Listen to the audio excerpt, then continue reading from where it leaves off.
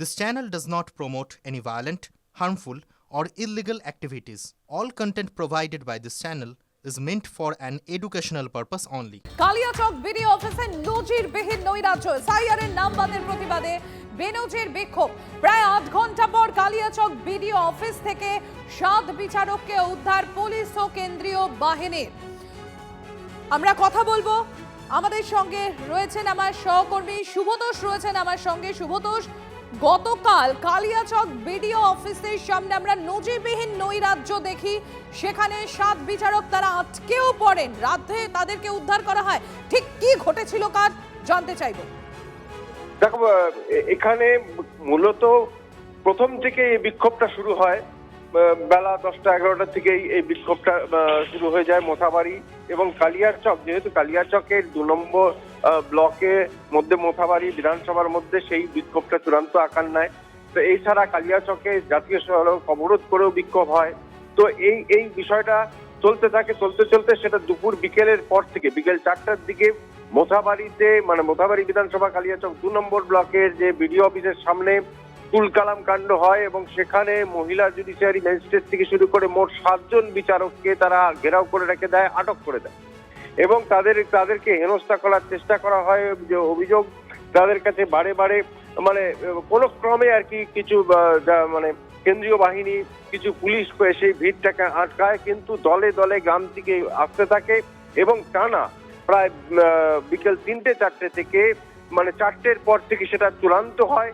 ৪টের সময় থেকে তারা একেবারেই আটক হয়ে যান এবং চারদিক থেকে মানুষ ঘিরে রাখে। কোন ক্রমে কেন্দ্রীয় বাহিনী জানতে চাইবো, যখন এই রকম পরিস্থিতি হয়ে যাচ্ছে আস্তে আস্তে এতটা নৈরাজ্য হচ্ছে, তখন প্রশাসনিক ভূমিকা কি ছিল প্রথম?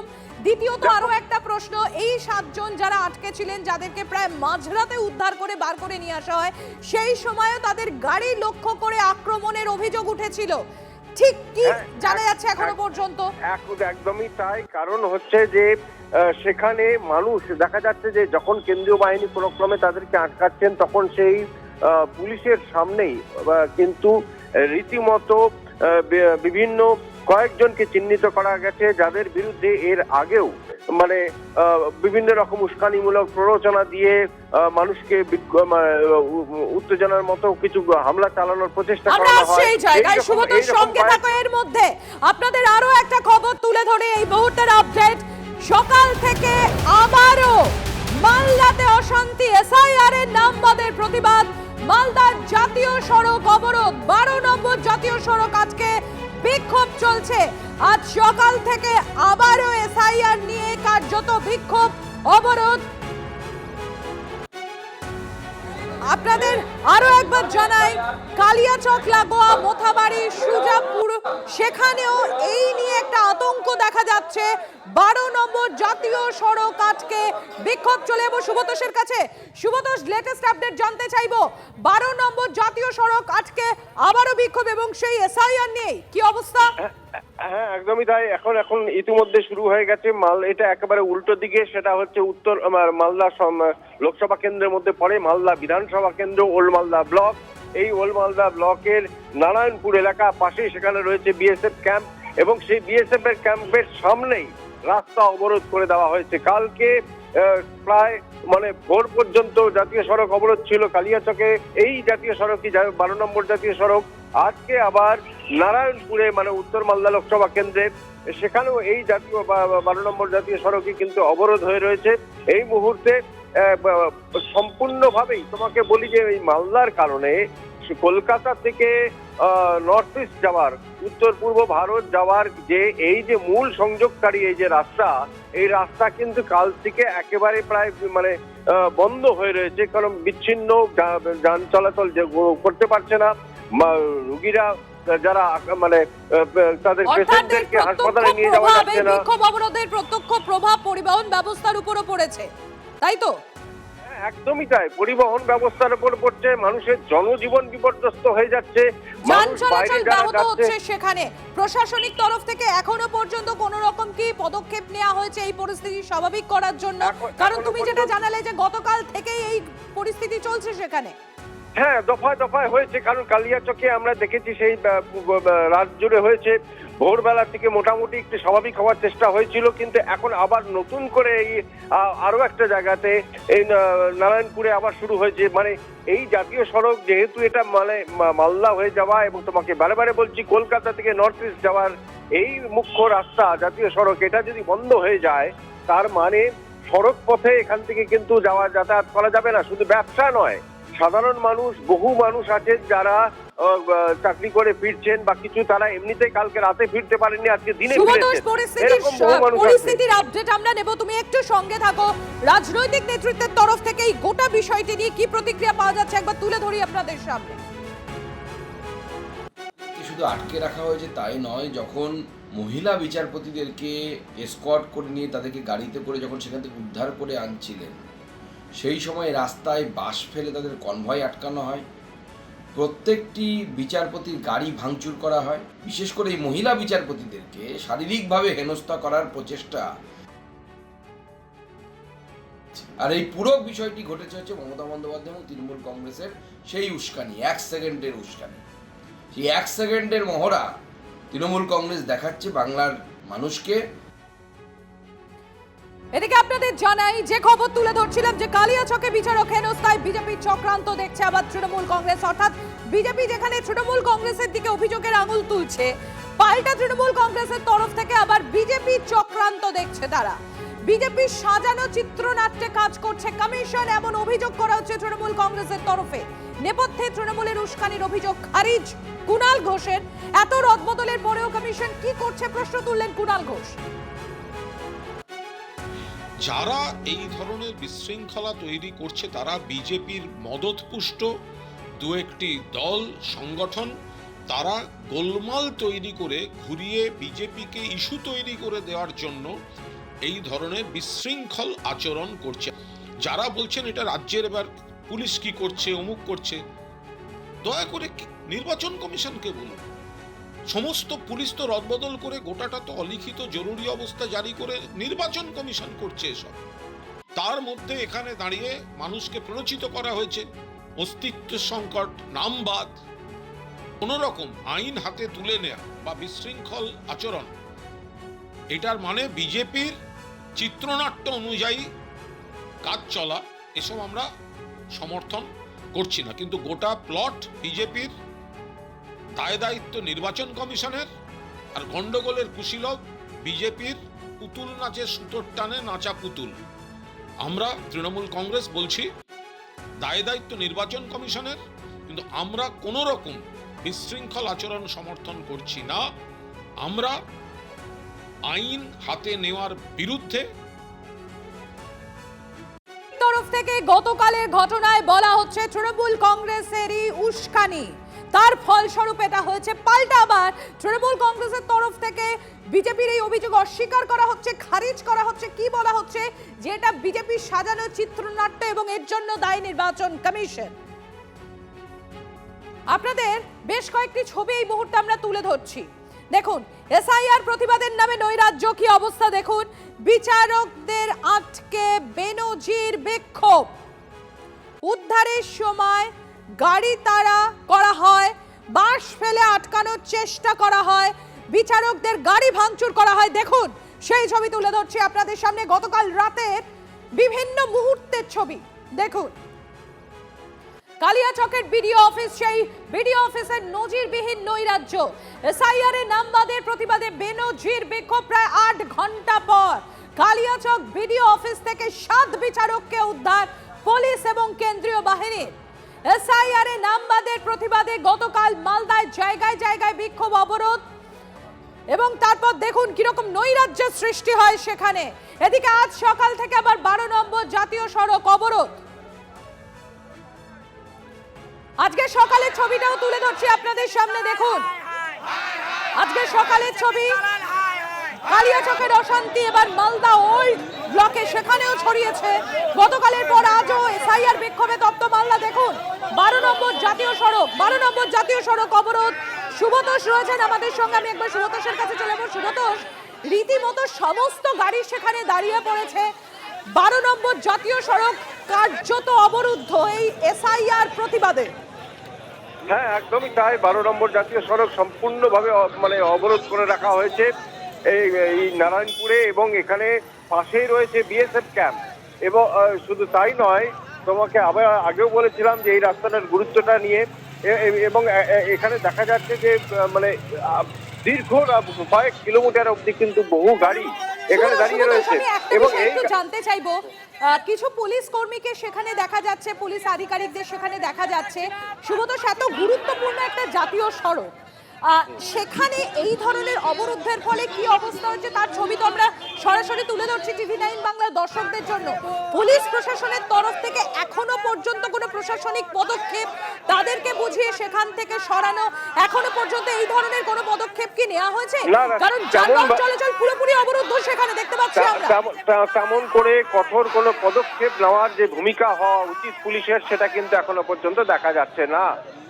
কিছু পুলিশ কর্মী সেখানে গিয়ে মোতায়েন রয়েছে এবং তারা দেখছেন, কিন্তু তাদেরকে দ্রুত গিয়ে সেই অবরোধ তোলা বা সেই তুলতে গিয়ে যা যা কঠোর ব্যবস্থা নেওয়ার কথা পুলিশের তরফ থেকে বা কেন্দ্রীয় বাহিনীকে ব্যবহার করে যা যা নেওয়ার কথা, তার কোনোটাই কিন্তু এখনো পর্যন্ত নেওয়া হয়নি। এবং এই একই অভিযোগ কালিয়াচকের ক্ষেত্রেও কিন্তু সেই একই অভিযোগ আমরা দেখেছি মোথাবাড়ির ক্ষেত্রে, যেখানে মোথাবাড়ি বিধানসভাতে সেখানেও বিচারকদের আটক করা হয়েছিল। তুমি চিন্তা করো যে 8 থেকে 9 ঘন্টা যদি বিচারকরা আটকে থাকে, তাহলে সাধারণ মানুষের ওপর দিয়ে কতটা কি যেতে পারে। এবং এখান থেকে প্রশ্নটা উঠছে, ইতিমধ্যেই বিজেপির তরফ থেকে বলা হচ্ছে যে এটা যেহেতু মুখ্যমন্ত্রী আসার আগে এটা ষড়যন্ত্র করে, এটা রীতিমতো পরিকল্পনা করে নামানো হয়েছে।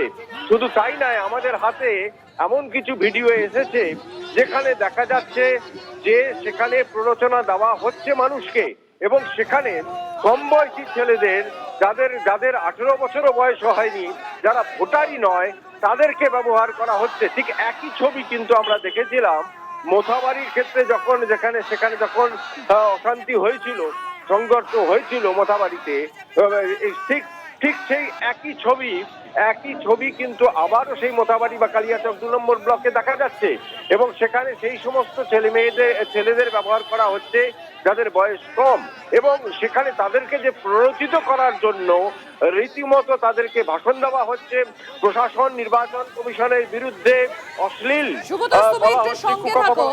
আপনাদের যে ছবিটা এই মুহূর্তে দেখাচ্ছি, আপনাদের একবার জানাই, 12 নম্বর জাতীয় সড়ক দেখুন, সেখানে ইতিমধ্যেই পুলিশ ফোর্সও নিয়ে যাওয়া হয়েছে।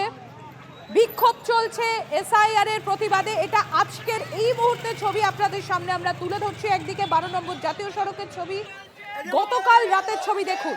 বিডিও অফিসের বাইরে বিক্ষোভ, 7 বিচারকদের আটকে রেখে বিডিও অফিসের বাইরে বিক্ষোভ। এবং আপনারা জানেন, প্রায় 8 ঘন্টার পর এই কালিয়াচকের বিডিও অফিস থেকে এই 7 বিচারককে উদ্ধার করে পুলিশ এবং কেন্দ্রীয় বাহিনী। এমনকি বিচারকদের যখন উদ্ধার করে বাইরে বার করা হচ্ছে, তখনও বিচারকদের গাড়ি ভাঙচুরের ছবি আপনাদের সামনে আমরা তুলে ধরেছি। তাদের রীতিমতো গাড়ির কাঁচ ভেঙে দেওয়া হয়, রাস্তায় বাঁশ ফেলে দেওয়া হয়, অর্থাৎ সর্বতোভাবে তাদেরকে একটা আক্রমণ করার প্রচেষ্টা চলেছে। এবং সেই অবস্থার পরে আজ সকালে মালদার দেখুন 12 নম্বর জাতীয় সড়ক, সেখানে আবারও বিক্ষোভ, এই SIR নিয়ে বিক্ষোভ। এবং পুলিশের তরফ থেকে এখনো পর্যন্ত, যেরকম আমার সহকর্মী সুব্রত তুলে ধরছিলেন, এখনো পর্যন্ত কোনো পদক্ষেপ নেওয়া হয়নি। কিন্তু আমরা যেটা দেখলাম এই মুহূর্তে, সেখানে পুলিশ এবং সেন্ট্রাল ফোর্স তারা পৌঁছে গিয়েছেন। দেখুন 12 নম্বর জাতীয় সড়কের ছবি, একদিকে আপনাদের যেরকম দেখাচ্ছি গতকাল রাতের বিচারকদের যে গাড়ি লক্ষ্য করে পাথর ইট ছোড়া হয়, সেই ছবিটাও তুলছি আপনাদের সামনে। বিশিষ্ট আইনজীবী বিকাশ রঞ্জন ভট্টাচার্য তিনি কি বলেছেন একবার শোনাই আপনাদের। সাধারণ মানুষের নিরাপত্তা পশ্চিমবঙ্গে কি আছে নাকি? পশ্চিমবঙ্গ, বিহার, উত্তরপ্রদেশ, উত্তরাখণ্ড, এইসব জায়গায় কোথাও কোনো সাধারণ মানুষের নিরাপত্তা নেই। দেখছেন না, একটি মেয়েকে বিবস্ত্র করে তাকে হেনস্থা করা হচ্ছে রাস্তায়, প্রতিবেশী রাজ্যে উল্লাস। একটি আদিবাসী মেয়েকে ধর্ষণ করে তাকে নিচে নিয়ে যাচ্ছে, মুখে কালি লাগিয়ে উল্লাস। এ হচ্ছে এক ধরনের চূড়ান্ত অসভ্যতা, যে অসভ্যতাটা কিছু কিছু রাজনৈতিক দল সেটাকেই তাদের একমাত্র আশ্রয়স্থল করে তুলেছে। সাধারণ মানুষের এর বিরুদ্ধে সংঘবদ্ধভাবে প্রতিবাদে নামা উচিত। আপনাদের দুটো ছবি আমরা তুলে ধরছি। একদিকে দেখতে পাচ্ছেন আপনারা গতকাল রাতের ছবি, এবং ডান দিকে আপনারা দেখতে পাচ্ছেন এই মুহূর্তে আজকের সকালে 12 নম্বর জাতীয় সড়কের ছবিটা। এখনো সেখানে এসআইআর এর প্রতিবাদে বিক্ষোভ চলছে। গোটা 12 নম্বর জাতীয় সড়ক রীতিমতো নারায়ণপুর সেই জায়গা এখন অবরুদ্ধ হয়ে রয়েছে। কার্যত কলকাতা থেকে উত্তরবঙ্গে যোগাযোগ ব্যবস্থা প্রায় বিচ্ছিন্ন হয়ে পড়েছে। সড়ক পথে যে যোগাযোগ ব্যবস্থা দেখুন, সেখানে সেই ছবি আমরা তুলে ধরছি। ভারতের জাতীয় পতাকা হাতে বিক্ষোভ দেখাচ্ছেন সেখানে। আর গতকাল রাতের ছবি, যেখানে বিচারকদের গাড়ি লক্ষ্য করে পাথর ছোড়া হয়, মাঝরাতে তাদেরকে উদ্ধার করে পুলিশ এবং কেন্দ্রীয় বাহিনী। 7 বিচারক তারা কালিয়াচকের বিডিও অফিসে তারা রীতিমতো তাদেরকে ঘেরাও করে বিক্ষোভ দেখানো হয়। সেখানে তারা 8 ঘন্টা ধরে আটকে পড়েন। তাদের যখন কনভয় এসকর্ট করে বার করা হয়, তখনও গাড়ি লক্ষ্য করে পাথর ছোড়া হয়, রাস্তায় বাঁশ ফেলে দেওয়া হয় যাতে গাড়ি যেতে না পারে, আটকানোর সেখানে চেষ্টা করা হয়। এবং পুলিশ এবং কেন্দ্রীয় বাহিনীর বেরিয়ে সেখান থেকে তাদেরকে উদ্ধার করে নিয়ে যান।